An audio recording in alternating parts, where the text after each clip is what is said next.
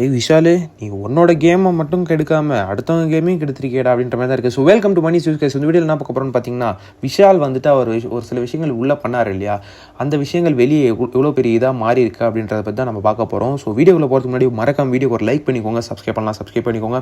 நம்ம எதை பற்றி பேச போகிறோம்னு பார்த்தீங்கன்னா, நம்ம விஷால் அவர்கள் வந்துட்டு ஸ்டார்டிங்லேருந்து பிக் பாஸ் தமிழில் உள்ளே என்ட்ரானதுலேருந்து ஒரு ஃபஸ்ட்டு 2 வீக்ஸ் ரொம்ப என்டர்டெயின் பண்ணியிருப்பார். அது நீங்கள் எல்லாருமே பார்த்துருக்கலாம். 2வது வீக்கில் வந்துட்டு சௌந்தர்யாவை பற்றி ரொம்ப ஒரு தப்பாக ஒரு ஸ்டேட்மெண்ட் உட்காந்து சொல்லியிருப்பார், விச் இஸ் வெரி ராங். அது வந்துட்டு ரொம்ப பேக் ஃபயர் ஆயிடுச்சு அவருக்கு. இன்ன வரைக்குமே அவருக்கு வந்துட்டு அந்த நெகட்டிவாக அவர் ஃபேஸ் பண்ணிட்டு தான் இருக்கார். வெளியே வந்ததுக்கப்புறமும் அவர் வந்துட்டு ப்ராப்பராக அவர் அதுக்கான ஒரு இது கொடுத்தாருனா தான் அதுக்கான ஒரு இதே தெரியும் நம்மளுக்கு. ஸோ அது மட்டும் இல்லாமல் தர்ஷிகா கிட்ட வந்துட்டு ஒரு சில விஷயங்கள் லவ் பண்ணுறன்ற விஷயம் வந்துட்டு நம்ம தர்ஷிகா அவர்கள் வந்துட்டு சொல்லியிருந்தாங்க. நான் வந்துட்டு உங்க மேலே ஃபீலிங்ஸ் இருக்குது அப்படின்ற மாதிரி. அதை வந்துட்டு இவருக்கு பிடிக்கலன்னா நேராகவே அவங்கக்கிட்ட சொல்லணும். வேறு அவர் வந்துட்டு அதை பண்ணாமல் வந்துட்டு அவர் வந்துட்டு அவங்கள வந்துட்டு இன்னும் இன்ட்ரெஸ்ட் சொல்லிவிட்டு லைக் வந்துட்டு 2 பேருமே லவ் பண்ணுற மாதிரி தான் நம்மளுக்கு தெரிஞ்சுது. லைக் வந்துட்டு லைவ் பார்த்துருக்கவங்களுக்கு, நைட் லைவ் பார்த்துருக்கவங்களுக்கு எல்லாருக்குமே அதுதான் தெரிஞ்சிருக்கும். அதை வந்துட்டு அப்படியே கடந்து போயிட்டு அப்புறம் அவங்க எவிக்ட் ஆகிட்டதுக்கப்புறம் வந்துட்டு அன்ஷிதா கூட வந்துட்டு நான் வெளியே இருப்பேன், உனக்காக வந்துட்டு கூட இருப்பேன் அப்படின்ற மாதிரி லவ் பண்ணுற ஒரு இதுலேயே தான் போயிட்டு இருந்தார். அது வந்துட்டு அன்ஷிதாவுக்குமே தெரிஞ்சிருச்சு. அன்ஷிதா வந்துட்டு லாஸ்ட்டில் வந்து சொல்லியிருப்பாங்க, சொல்லுன்னு சொல்லி எவிக்ஷன் ஆகும்போது கூட நீங்கள் நேற்று நைட்டு பார்த்துருக்கலாம்.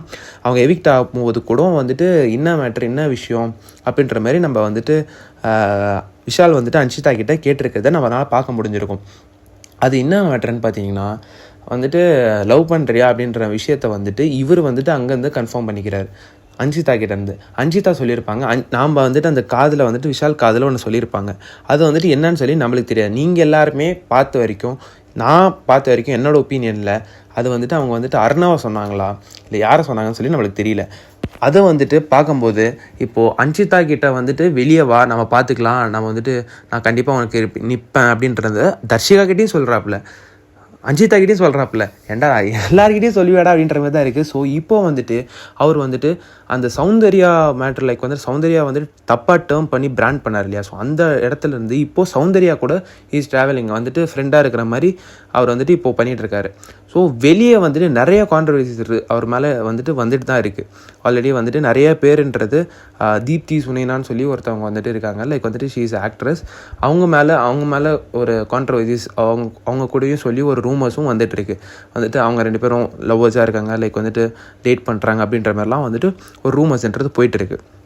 இந்த மாதிரி டைமில் இவர் வந்துட்டு தர்ஷிகா கிட்டேயும் இப்படி பண்ணும்போது வந்துட்டு தர்ஷிகா கிட்ட பண்ணிவிட்டு அவங்க எவிக்ட் ஆகிட்டு போயிட்டாங்க. இதை வந்துட்டு அன்ஷிதா ஒரு நாள் நல்ல வேலை அன்ஷிதா எவிக்ட் ஆகி முன்னாடி நாள் வந்துட்டு அது நம்மளுக்கு தெரிய வந்துச்சு. இது வந்துட்டு கொஞ்சம் நாட்கள் வந்துட்டு அன்ஷிதா இருந்திருந்தாங்கன்னா இதோட செமையாக பேக் ஃபயர் ஆகிருக்கும் நம்ம விஷால் அவர்களுக்கு. ஸோ இந்த டைமில் வந்துட்டு நம்ம தர்ஷிகா அவர்கள் எவ்வளோ ஒரு கோவத்தில் இருக்காங்கன்னு பார்த்தீங்கன்னா, பயங்கரமான ஒரு கோவம். அவங்க வந்துட்டு ரியாக்ட் பண்ண முடியாத ஒரு இதில் இருக்காங்க. வேறஸ் அன்ஷிதா வந்துட்டு பயங்கரமான ஒரு குழப்பத்தான ஒரு சுச்சுவேஷனில் இருக்காங்க, கன்ஃபியூஸ்டான ஸ்டேட்டில் இருக்காங்க. ஸோ இது எல்லாமே க்ரியேட் பண்ணது வந்துட்டு நம்ம விஷால் அவர்கள் தான். இவங்களோட கேமையும் அவரோட கேமை மட்டும் அவர் ஸ்பாயில் பண்ணிக்காமல் இவங்களோட கேமையும் வந்துட்டு அவர் ஸ்பாயில் பண்ணியிருக்காரு, which is very wrong. So அதை பற்றி ஒரு வீடியோ பண்ண சொல்லி எல்லாருமே கேட்டுட்டு இருந்தீங்க. ஸோ அதுதான் இது. ஸோ இதுலேருந்து என்ன தெரியுதுன்னா, நம்ம தர்ஷிகா அவர்கள் ரொம்ப ஒரு எப்படி சொல்கிறது, ஒரு பிளாங்க் அவுட்டான ஒரு சுச்சுவேஷனில் இருக்காங்க. வேறு சன்ஷிதா இஸ் ஆல்சோ கன்ஃபியூஸ்ட்.